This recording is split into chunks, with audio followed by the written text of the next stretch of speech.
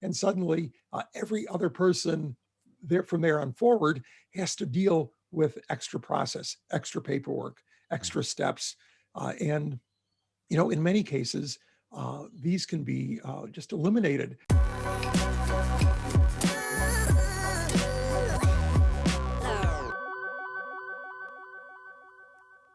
Hi, welcome to the Tarun Stevenson Leadership Channel. I'm your host, Tarun Stevenson, and we are all about helping you lead, communicate, and grow to your full potential. Whether you're tuning in on YouTube, Facebook, Instagram, or your favorite podcasting app, don't forget to subscribe and follow so that you can stay up to date with all our latest episodes. All right, here's the latest episode. Let's get into it. Hey everybody, Tarun Stevenson here, and I am here with Roger Dooley, who is an author and speaker, and he's a bit of a marketing expert in the field of neuroscience. So I'm really interested to talk to Roger today because I have a little bit of a fascination with neuroscience and how our brain works. Welcome to the show, Roger. Well, thanks for inviting me, Tarun. I'm looking forward to this. It's going to be great. And now, before we get into our conversation today, which is going to be about the gospel of easy, talking about how reducing friction in the workplace and with your customers can actually lead to greater results for your business and for your teams. Why don't you just tell us a little bit about your background, what experiences you've had, and what's led you to this path of focusing on the neuroscience of marketing? Right. Well, so as not to occupy our entire session time here, Tarun, I'll do that on fast forward. I was trained as an engineer, worked as an engineer for a few years, worked my way into management, always visualized myself as a corporate type. And actually, by the time I was 30, achieved a pretty good progress in that space. I was in charge of strategy for a Fortune 1000 company and chose that time to bail out and become an entrepreneur. This was the early days of home computers, and pretty much I've been an entrepreneur ever since.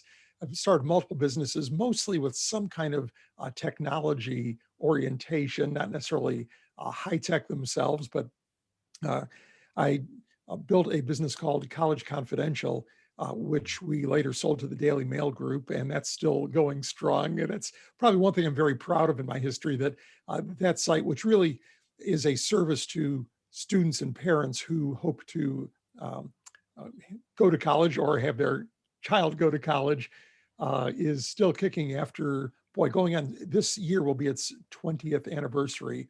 I haven't been affiliated with the site in a period of years, but it's good to see that we're still helping people that way. But back about 15 years or so ago, I saw the areas of neuroscience and marketing coming together. And I wasn't the only person to see that. There were already a few early neuromarketing startups then offering neuromarketing services. But I, being a digital guy, registered a domain, started writing there, got some traction, and that's pretty much what's been driving my activity ever since. I've now got probably 1,500 articles between my original neuroscience marketing website, my Roger Dooley site, and Forbes. I've got my Brainfluence podcast that's got 350 episodes now. And they all focus on using typically some kind of science, neuroscience, behavioral science, to do better in marketing and business. My first book, Brainfluence, came out about 9 years or so ago. And that focused on, it had its roots in neuromarketing, but also got a lot into behavioral science, because what I found is, particularly for small and medium business, they do not have the budgets to apply the tools of neuromarketing, at least at that time, because it's very expensive. If you're a BMW or a Coca-Cola, you can run a $100,000 neuromarketing study on your Super Bowl ad. And that makes a lot of sense. But for much more typical marketing situations, even in big businesses, you can't afford to spend a ton of money to answer one question.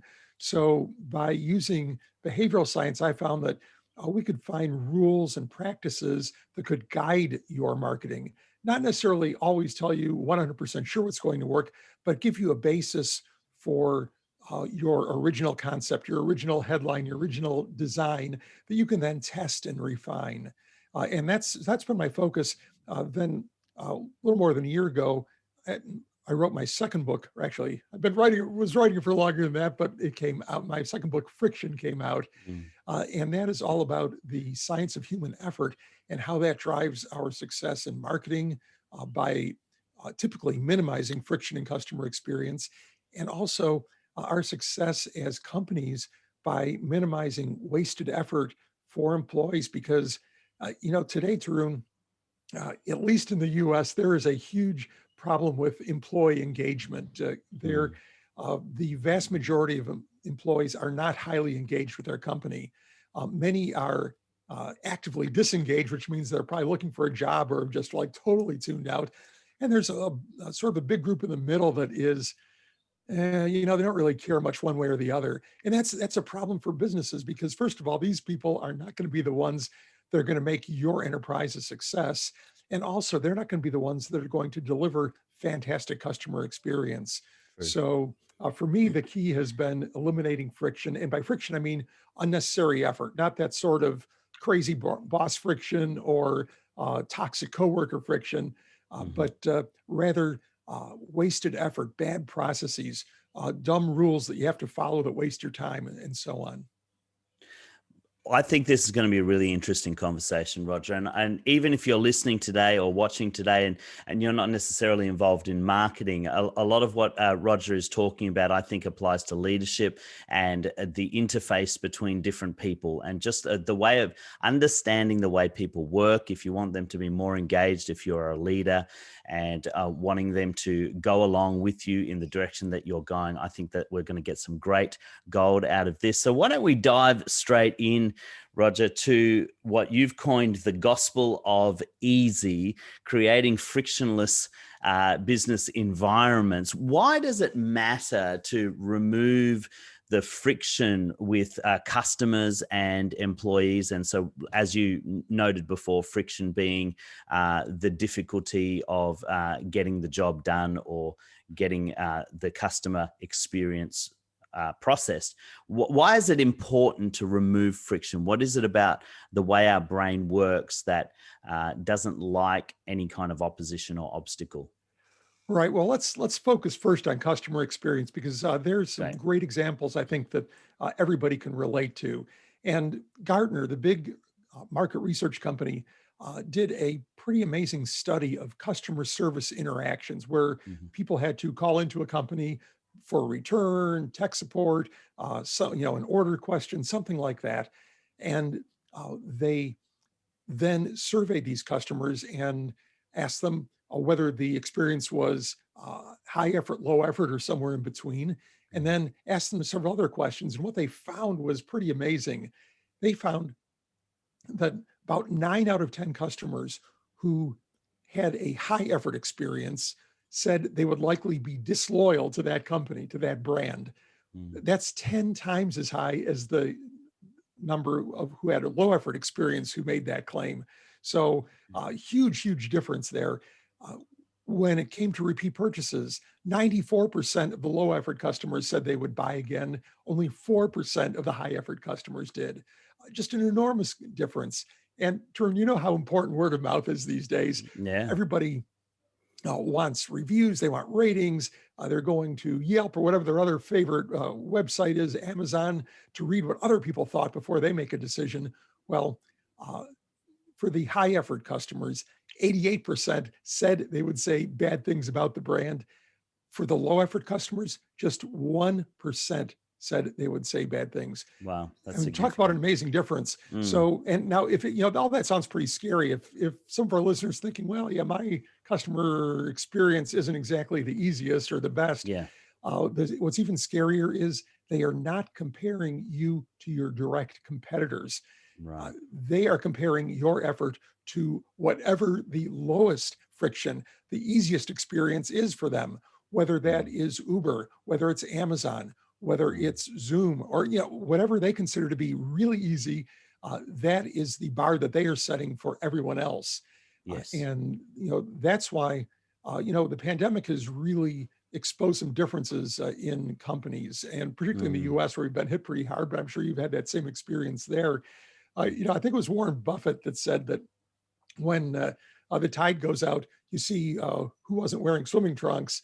Well, every company that I can think of has been talking about digital transformation and how Yeah. they're streamlining their customer digital processes and, letting customers do whatever they want online or via mobile.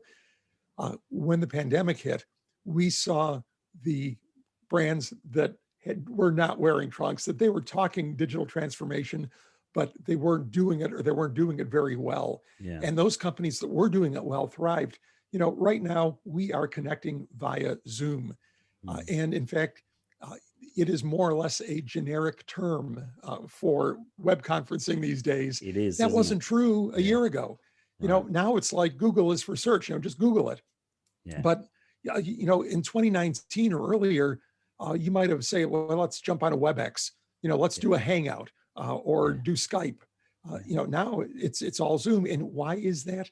It's because Zoom was so incredibly easy to use Yeah. that people could adopted it very quickly. They didn't have to sort out WebEx or Skype, which, I mean, they're not horrible products, but they were simply not as easy to use.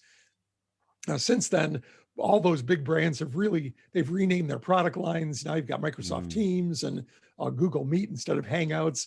They've streamlined the interface. They've added backgrounds and all kinds of cool features like that. Yeah. But Zoom was there first. And Tarun, what Zoom's mission statement is?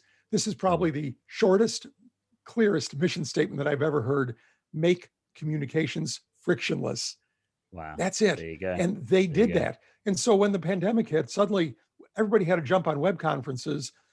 And typically the corporate IT department would go to a Microsoft product or a Cisco product because they know these are enterprise grade solutions and whatnot.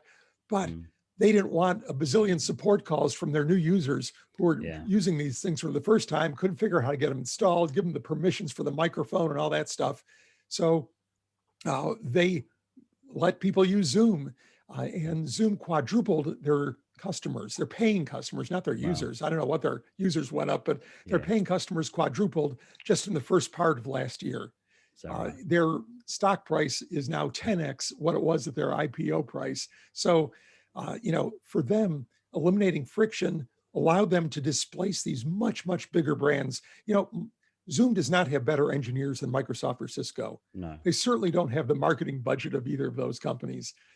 They don't have the development budget of those companies, but by their single clear focus, they were able to surpass them. I tried to find Cisco's mission statement, and this in itself was a high friction experience because I searched on Cisco's website, searched for mission statement, couldn't find anything there. I used Google to search Cisco's website because often I find Google knows better what's on companies' websites than their own search engine does. They do. Couldn't find it. And I finally found one using a third-party site that was a few years old, but it talked about creating the future of the internet by creating unprecedented value for customers, employees, investors, and ecosystem partners, whatever they are. I mean, what does this even mean? What kind of clarity does that provide? If I'm a developer at Cisco who's going to implement a new feature, does this provide clarity as to whether this is a good feature or a bad feature? Am I going to be providing unprecedented value for all these groups with it? How the hell would I know? So it's useless. So to me, that's one big example. I'll throw out one other example that everybody is familiar with in customer experience. And, for most of my life, and perhaps that's true for you too, Tarun, I found taxis to be a big effort saver, compared to taking public transportation, maybe changing buses or something, compared to walking a long distance, especially in bad weather. Taxis were a luxury. I mean, I always wanted to take a taxi. It's just that, sometimes I couldn't really justify the cost. But then Uber came along, and suddenly we saw how much wasted effort there was in that taxi process. From standing by the side of the street, waving to try and get a taxi's attention, if there was even a taxi in the area, from wondering when you've booked a taxi for the airport and it's now 3 minutes late, you're wondering, are they around the corner, or do they just lose my request completely? And am I going to miss my airplane? All into payment. I mean, payment is one of the worst things. I did a lot of international travel, not so much during the pandemic, for speaking and such. And, how many times have I had to go down a line of taxis asking each one, do you take credit cards? Do you take credit cards? Yeah. Now, in some cities, this is pretty well sorted, but in other places, not so well. And then, when you complete the ride, you've got to reach in your pocket, get a credit card or cash. Maybe the driver's got to reach under the seat to get a machine and establish an internet connection. I mean, horribly effortful Mm. compared to Uber, where you just get out of the car and say goodbye and Yeah. thank you.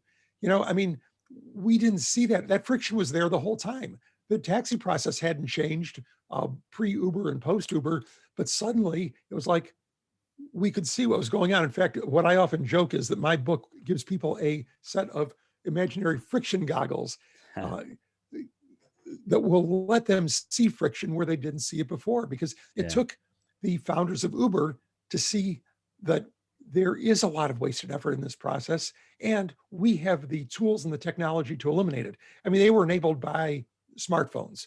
Pre-smartphone, you couldn't have really done too much with that process, No. but they had the vision to see, there was a problem here that could be solved where other people didn't see it as a problem, and then also then, of course, to solve it. Yeah. As you were talking, Roger, I thought of two examples immediately that I experienced through last year. And what it highlighted to me is that very often we as leaders or as organizations or businesses can make decisions that are convenient for us and how we work, not realizing the friction that it causes the other person. I remember right at the beginning of starting this podcast, I started it during the pandemic lockdowns, and I had a particular type of software that I used to interview people. And it was a good piece of software, and I found it very, very convenient. The only thing is that every one of my guests had problems using it because they were used to using Zoom. And so I very quickly switched to Zoom to avoid that constant friction that we had at the beginning of those interviews. Another incident I had, I lead in a not-for-profit organization, and one of the arms of our organization is to provide low-cost groceries to families that are finding it difficult to go through the pandemic. And because of COVID, we had to have registers to sign customers in and track their details for pandemic tracking. Now, we moved to an electronic system because that's convenient for us. But the biggest demographic for us was elderly people who found electronics and digital stuff very, very difficult. And I very quickly saw that I was going to cause a lot of problems for the customers after 2 days of having to stand there and talk them through what they were experiencing. We just went back to pen and paper because it was less friction for the customer, more work for us, but less friction for the customer. So talk to me about that interface between say business or organizations making decisions that are convenient for them versus convenient for the customer. And you see this a lot in government as well. Governments can be so inefficient and frustrating, and often I think it's because it's decisions made that's convenient for them rather than the end user. Yeah, well, Tarun, you bring up a point that is really very close to my heart, because often when I'm uh, encountering business situations or reading about them, in my mind, I've got a vision of a meter that goes back and forth. Good for the company, good for the customer. Yeah. Now, sometimes you can get a win-win situation where you can Mm. simplify a process and it works better for both. But often there seems to be a trade-off. One place where I see that is voice menus, where Mm. a company is looking saying, wow, we are spending a ton on customer support and people are just calling in to perform these kinds of tasks. What if we could make them do it themselves with a Mm. voice menu system? Now, there is nothing wrong with self-service. Most supermarkets now have self-checkout lines Yeah. as well as cashier lines. If Mm. I've got one or two items that I know are barcoded, there's nothing complicated about them, I will always go through the self checkout line because I know that I can be through that in a few seconds, no human interaction, I'll be out the door. Yeah. But if I've got a basket full of stuff, maybe stuff that has to be weighed or something where I don't know if there's a price or a sticker on it or a barcode, uh, I'm going to go through the checkout because I Sure. know that I will be horribly inefficient at processing that order Mm. myself. Now, some stores give the option, and they've got ample checkout lines and ample self-checkout lines. Yeah. But there are others that will try and push the customers into the self-checkout by having very limited number of cashiers. Yes. So if you want to go through a cashier, you can do that, but you might have to wait a little bit. And to Sure. me, the voice menu thing is the same way, where, you know, uh, the concept is good. Like, I need to find out the store hours. Okay, great. Why not just push me to a menu where I can press 3 and find out the store hours instead of waiting for the phone to ring and the human answer, go into a queue or something? That's great. But when you force a customer to listen to 9 different choices, which of course have recently changed, so you're supposed to listen to them all. That's the obligatory thing on all voice Yes. menus. And they're, long menu items. You get to the end and none of them really satisfy your needs, Yeah. or you select one, it dumps you into another voice menu. Before you know it, you've been interacting with the voice menu for 10 or 15 minutes, Yes. and you still don't have what you were looking for. At that point, this is when people start screaming representative, operator into their phone, trying to break out of this voice menu hell. Yeah. And to me, so that is swinging to the point where it's no longer a helpful self-service that will let customers meet their needs quickly and efficiently. Yeah. It is intended to be a cost saver for the company. And if it makes the customers struggle, well, hey, they'll have to deal with that. So, I think that trade-off is really important. And it works internally too. One example in my book is a personal example. Yeah. I, like many people who work for corporations, have had to deal with expense reporting processes. And these are normally kind of arduous because every company has their own policies and procedures. And fortunately, as an entrepreneur, I've been able to make that process pretty straightforward for myself. In other words, I don't have to have all kinds of checks and balances in there as if I had 1,000 employees. But after I sold my business, I became a VP at this company, and I had to follow the same expense reporting processes if I was traveling on business as anybody else. Yeah. And for every single item, even a $2 or $3 airport coffee, I would have to attach a physical piece of paper to my expense report if I wanted to be reimbursed for it. There was no, miscellaneous. No, I had coffee for $3, but I didn't have the receipt. This is not required by U.S. tax law. This was a requirement of the company, and it was annoying, and I probably missed out on stuff because I lost receipts. And it really took a fair amount of time. It made the expense reporting process longer because I was always fishing around for pieces of paper, trying to make sure they added up. One time I lost one somehow between recording it and sending my report in because somebody in accounting was going through each piece of paper, making sure that there was one for each item. So not only was it wasting my time, it was wasting their time. So to me, that was a huge waste of time. But then, with this sort of good for the company, good for, in this case, the employee trade-off, they improved the process. They digitized it. And so this should be pretty good, right? Well, what it forced me as the employee to do was now place all my pieces of paper on a flatbed scanner, or take an individual mobile photo of each one of them, tag those photos or those scanned items back to a line item in the expense report. Plus, in this new digital process, I had to assign things like account numbers to the items, which, not being an accountant was a total mystery to me in many cases. Like, what is this called? Where does this fit? And so what that did was it actually streamlined things for the people on the other end. It made it easier for the company. Now all the accountants had to do was make sure that my work added up and do a very cursory check of my stuff. It saved them a lot of time, but it pushed even more time onto me and all of the other hundreds of employees that were having to follow that process. Yeah.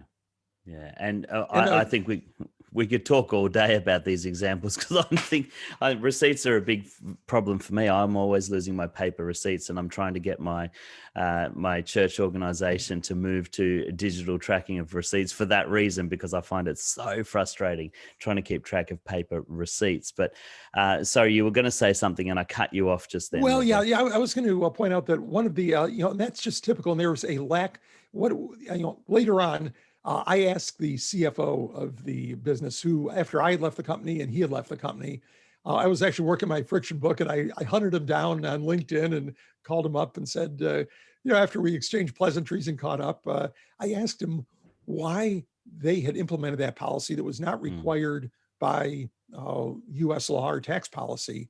And he said it was because we didn't, or management didn't. I'm not sure if he made it himself personally. He didn't express it as it was his issue, but management did not trust employees not to cheat on their expense reports. Sure. So it was a lack of trust that drives us. So many of our business processes, whether they're customer processes or employee processes, are created because of lack of trust. Yeah. One time, somebody screwed up. They did it wrong. Like they filled it out wrong. They added wrong or something, or somebody actually did something intentionally wrong. They claimed an expense that they shouldn't have claimed. And after that, they said, okay, well, now all of this type of expense has to be individually approved by a manager or something of that nature. So you get one exception, and suddenly every other person there from there on forward has to deal with extra process, extra paperwork, extra steps. And in many cases, these can be just eliminated. There's a good new book out by Reed Hastings of Netflix that is No Rules Rules. And he talks about how they pretty much chucked their rule book. They got rid of rules for dress codes. They got rid of rules for expense reporting, for vacation reporting, got rid of vacation time entirely, and just left it up to people's judgment. And they found that they performed better. People did not abuse the system. If a person is abusing your system, chances are they are the wrong person for that job. Pretty rare that you're going to find a person who is great at their job, great with their customers, doing a wonderful piece of work for the company, but is somehow cheating, or those don't go hand in hand. Sure. And so that's one perspective. Another perspective on trust comes from Paul Zak. He is the oxytocin researcher. He found that oxytocin, and this is a great one for all you neuroscience fans, is the hormone of trust. Right. When you measure higher levels of oxytocin in people's bloodstream, there is a higher level of trust. You can even artificially induce trust by sort of shooting oxytocin up people's noses, although it's not really a practical thing to do in a business setting. Although I'm sure there are people thought, wow, if I can only inject that in the air when I'm closing a sale. But he and his team did a really amazing study. They went into high performing companies and low performing companies as measured by their financial results. And they did a bunch of surveys. They also took thousands of blood samples. And what they found was that high performing companies were high trust companies, not only measured by what people said. People through their survey answers had said, we are a high trust company, that I trust my boss, I trust the company, they trust me, but also they had higher levels of oxytocin in their bloodstream. So when you show that you trust your employees or your customers, you are, first of all, creating our reciprocal trust. If I trust you, Tarun, you're more likely to trust me, and vice versa. That's natural. Amazon does this. When I make a rare return to Amazon, they, if I say take it to one of their lockers or drop it off at UPS, as soon as that item is scanned in, but by the time I get home, if I check my computer, I may find that they have credited me for the item I return. Now, they have not seen anything yet. All they know is they scanned a barcode at their locker. There could be nothing in the box. I could have damaged the product. It could be some other product, but they're showing, okay, Roger, we trust you. Now, if I had multiple situations where I had somehow not returned something properly or at all, they would probably not trust me anymore. Right. They would probably wait until they actually got the thing in hand. But they established trust. And to me, that makes me trust them, which I do. And also the other thing that creates trust, of course, is dependability, delivering on your promises. And they always deliver on their promises. If they say it's going to be there Tuesday, 99 times out of 100, it is their Tuesday. So Yeah. between their trusting me and also very rarely letting me down, that creates a high trust situation, which means I keep doing business with them. I think twice before going to, say, eBay to deal with a seller that may be well rated, but I haven't dealt with them before. I don't have that same bond of trust there. Now I Yeah. trust eBay that I'll probably get my money back if it's screwed up. Nevertheless, it's much easier for me to do business with Amazon. Yeah. So I can hear the leaders out there saying, yeah, but what about how do you safeguard against the abuses? Oftentimes we build processes not because we think that most people can't do it. I use the expression, you've got to idiot proof your systems, because there's always going to be one person that doesn't want to work within the boundaries. And then you set yourself up. I apologize if I'm stacking this question, but you set yourself up for a situation that when you have to address, like say with employees, if you have to address poor behavior, if you have no boundaries in place, you've got nothing to talk about. They can just, well, you never said that was a problem. You never made it a rule. And Right. so how Well, can you now come back on that? So talk to leaders or maybe managers who are thinking, well, how do I manage the small percentage of people that won't do the right thing if I abolish the rules altogether?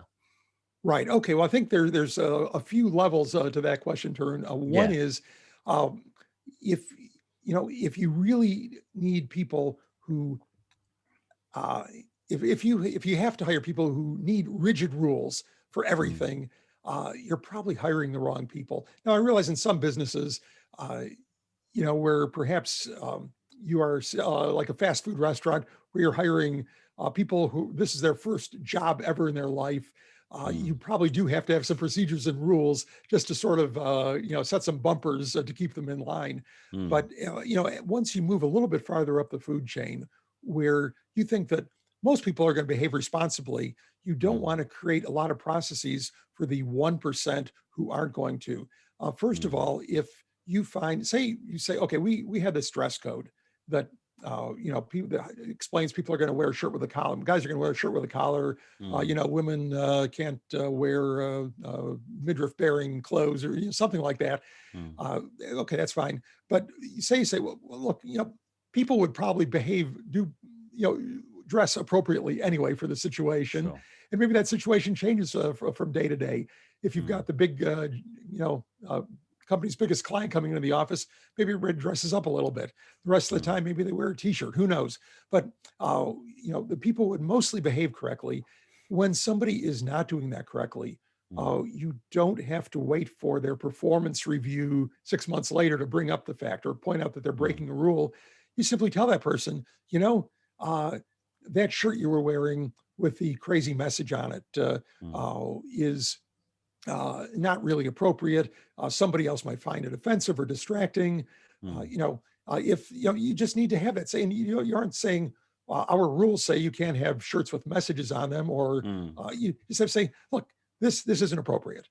Yeah. Based on my assessment of the situation. And if the person keeps doing it, then you can have the next discussion, which is, Mm, look, we've addressed this a few times, and clearly our definitions aren't matching up here. So you're going to be gone, or you will be gone if it happens mm, once more. But another way to deal with these situations. Well, I mentioned how Amazon does it, where they trust you until they can't trust you. And I don't right. know that that's their specific process, but I'm pretty sure it Mm, works that way. yeah. Another thing that they do is establish boundaries, because, even if I'm pretty sure my bank trusts me, but Yeah. I don't think they would just leave their money out on the counter saying, well, take what's yours and leave what isn't yours.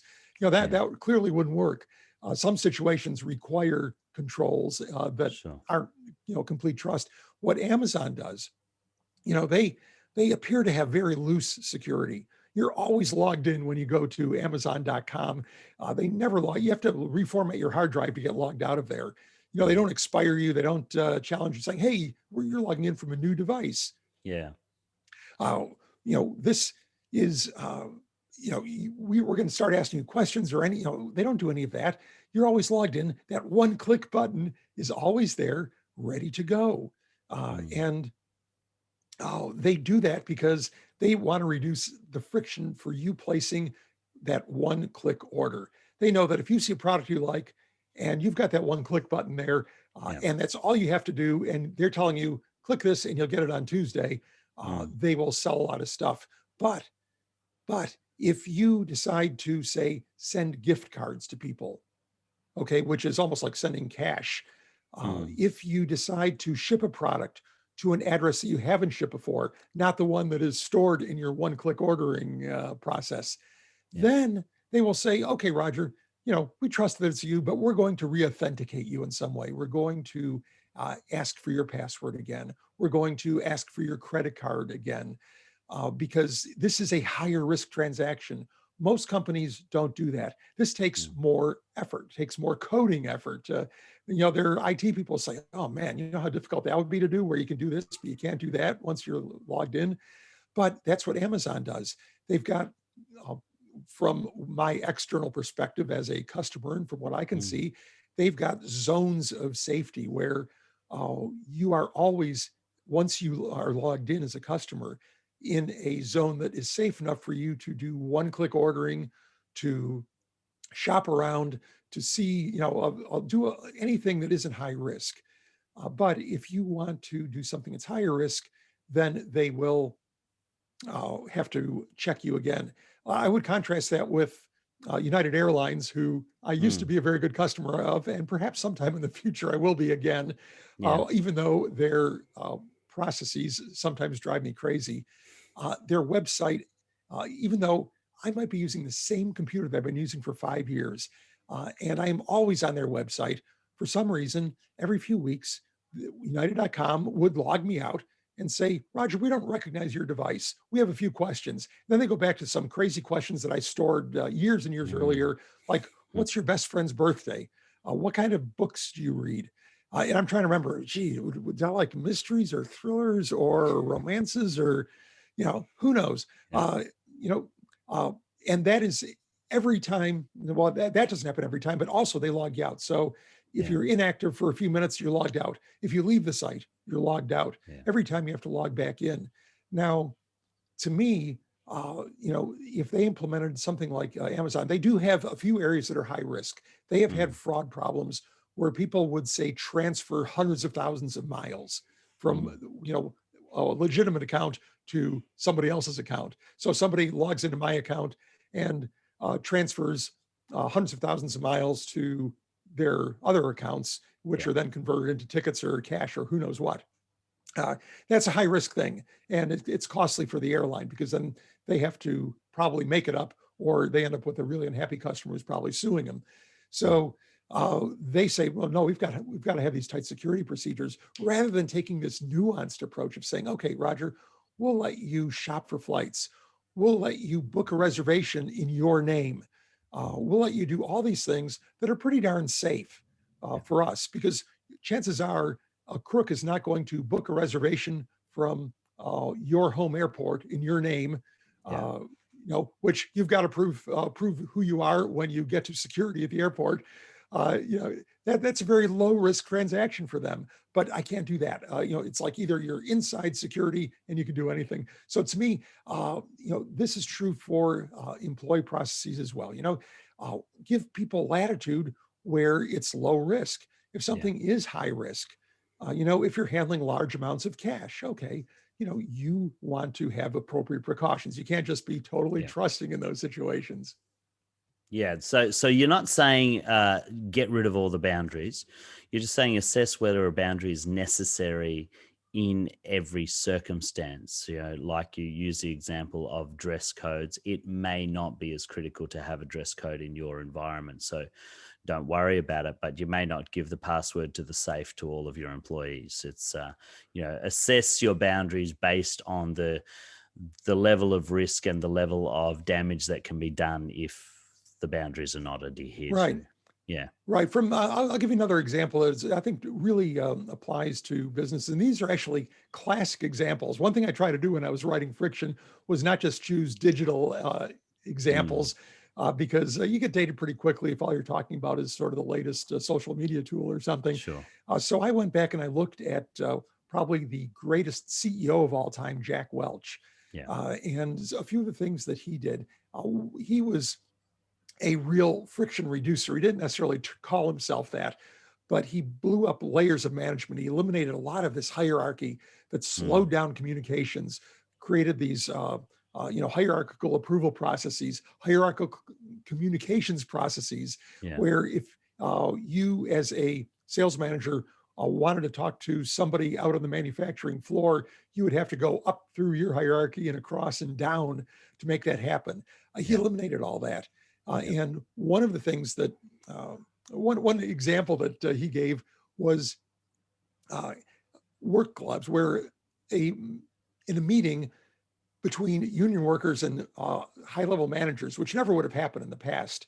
These were not really friendly groups. It would have gone through some kind of a grievance process or something else. They were just having a sit down, and manager said, "How can we make your job easier?" And this is something that most people are not accustomed to hearing from their boss or from anybody in management. It's like, how can we make you more productive? How can we get more work out of you? Instead, how can we make your job easier? And one worker piped up and said, "Okay, I'm handling sharp metal all day. I go through a pair of work gloves about once a week. To get in a new pair, I have to leave my workstation, go to another building, go to the tool crib, stand in line, fill out a form, find a manager, a supervisor someplace to approve it, take it back to the tool crib, wait in line, get my gloves, then finally go back to my building and my workstation." That can take an hour or two, depending on whether there's a line, whether I can find a supervisor quickly or it takes a while, and so on. And the reason that rule was put in place, that this process was put in place, was because somebody thought that these guys are going to steal our gloves if we leave them close by. So we're going to make sure nobody steals a $2 pair of work gloves. And the quick solution was put a box of damn work gloves by the guy's machine. Guess what?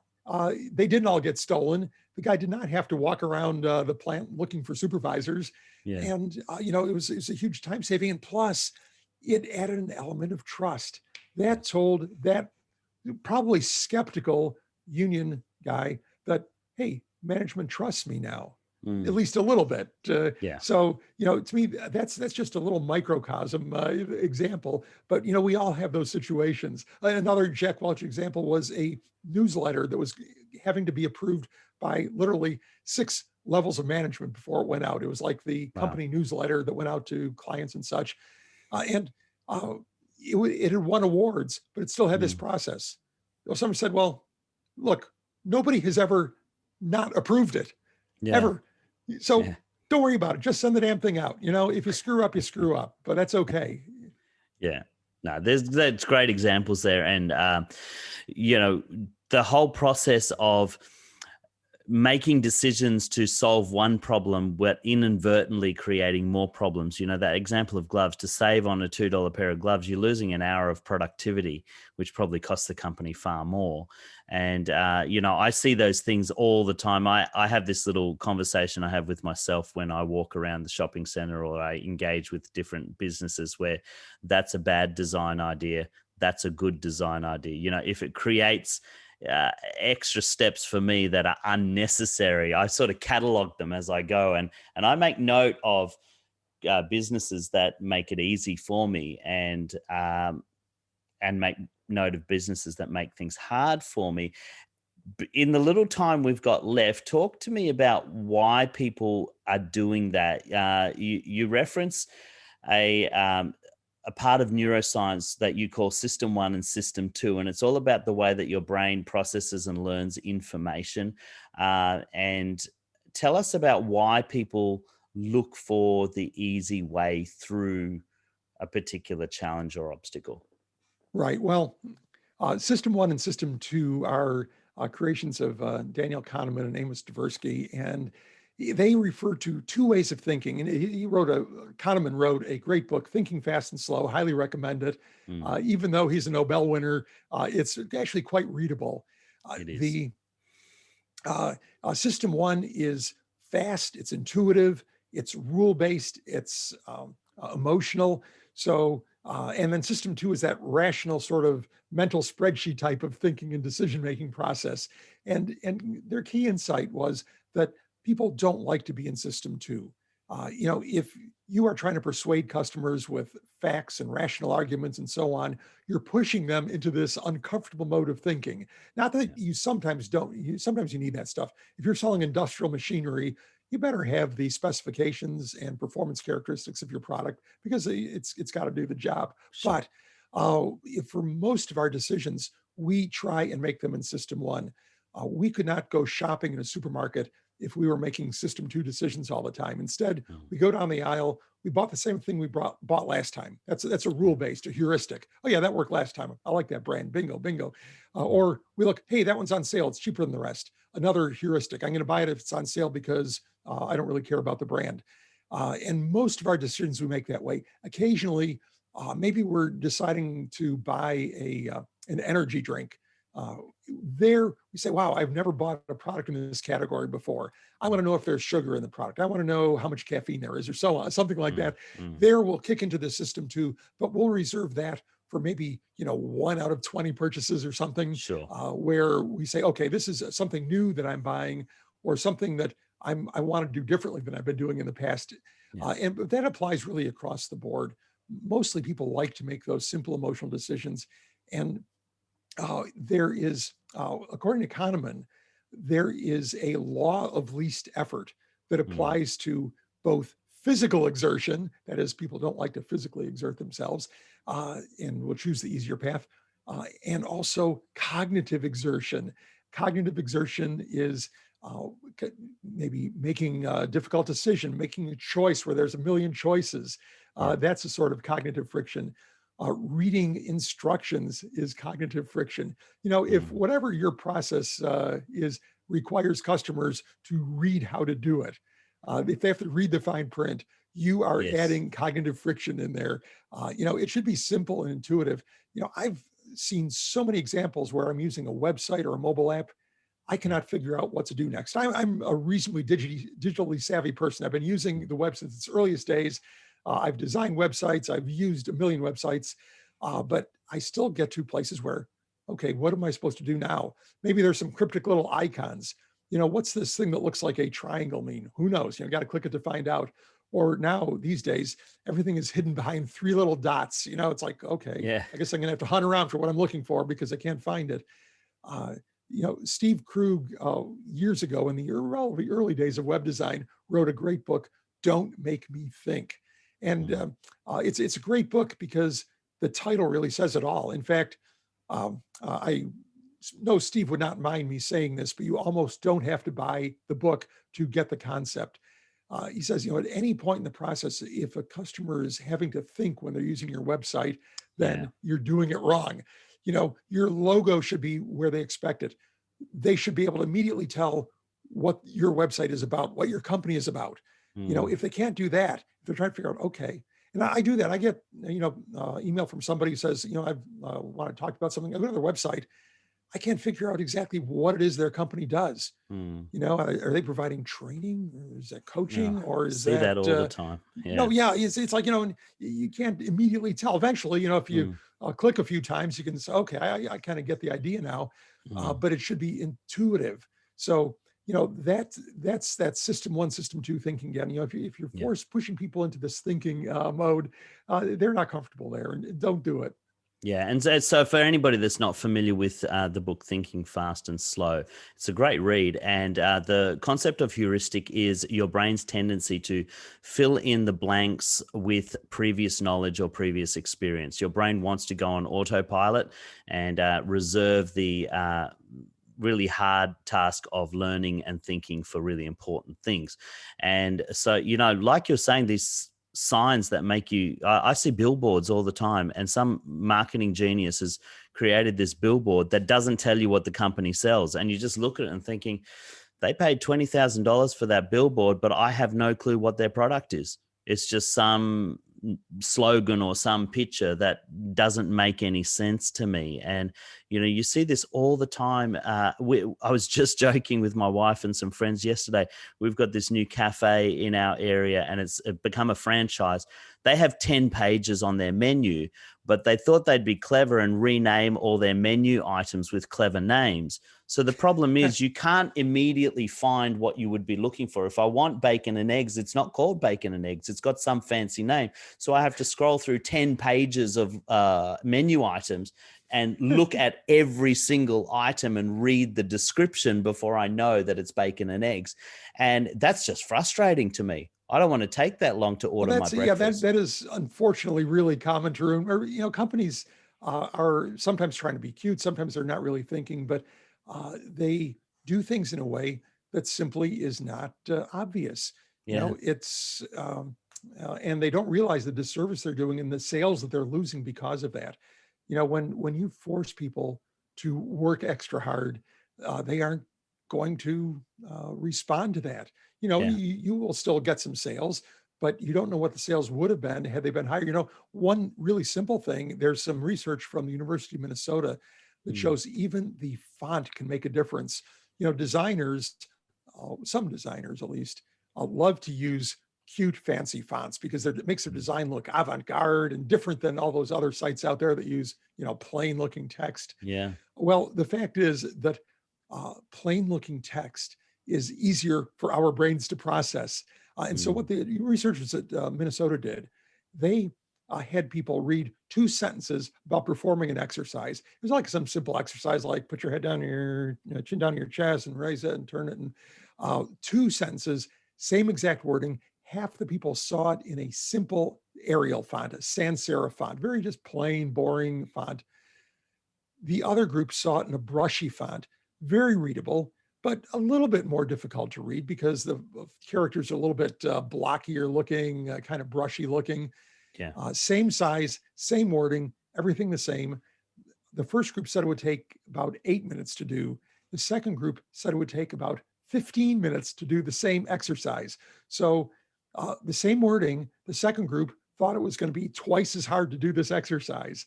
Right. And what was going on there was that the cognitive effort in reading that text translated into physical effort in doing the exercise, perceived physical effort. So, if you want a customer to do something, don't use a complicated font. Don't use long, wordy text.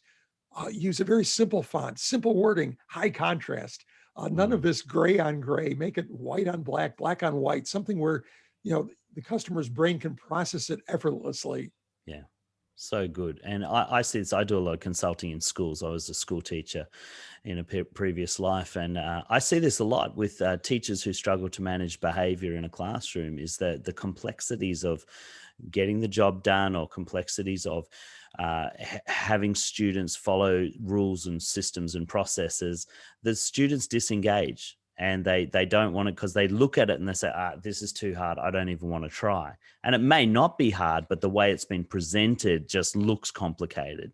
And it just creates disengagement at a really frustrating level.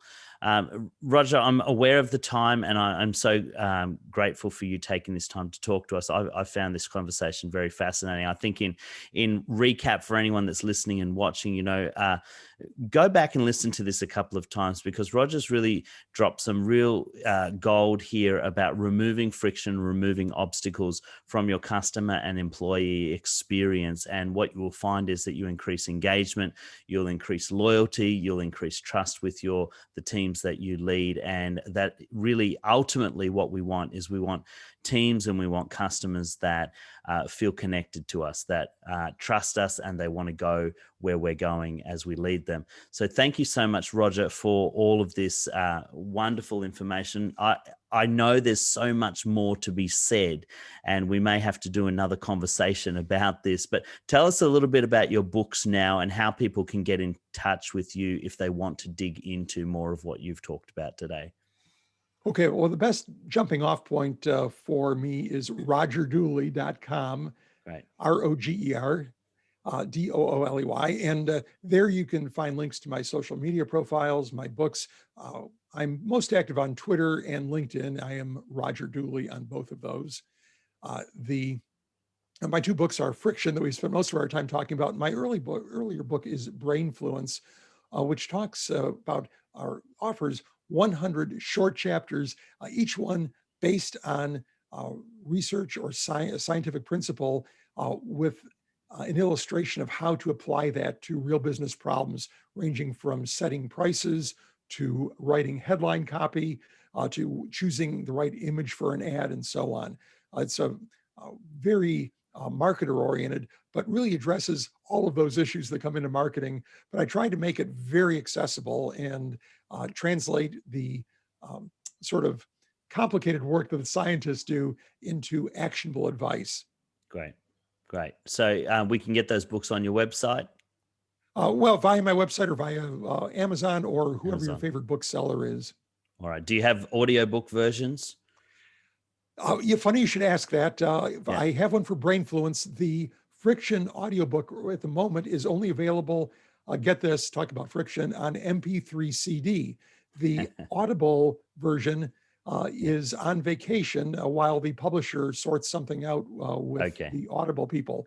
Can't explain that, but I guess I am no stranger to friction. And so the fact that I should encounter it myself is no surprise. I've got to admit, I've switched to Audible now because I just get through so many more books than reading them, and it's that whole thing of just being able to access the material in a mode that is much easier to consume. And so we'll definitely be checking out those books, and I encourage our listeners to do the same. Thank you, Roger, so much for talking to us today. It's been an absolute pleasure. Well, thank you, Tarun. It's been fun. Great. See you later. Hey, thanks so much for tuning in. I hope you got a ton of value out of that episode. Don't forget to let us know what you thought in the comments. And if you have a topic you'd like us to cover next time, we'd love to hear from you. If you know anyone that would benefit from the content that we produce, please like and share this channel. And we look forward to having you next time on the Tarun Stevenson Leadership Channel.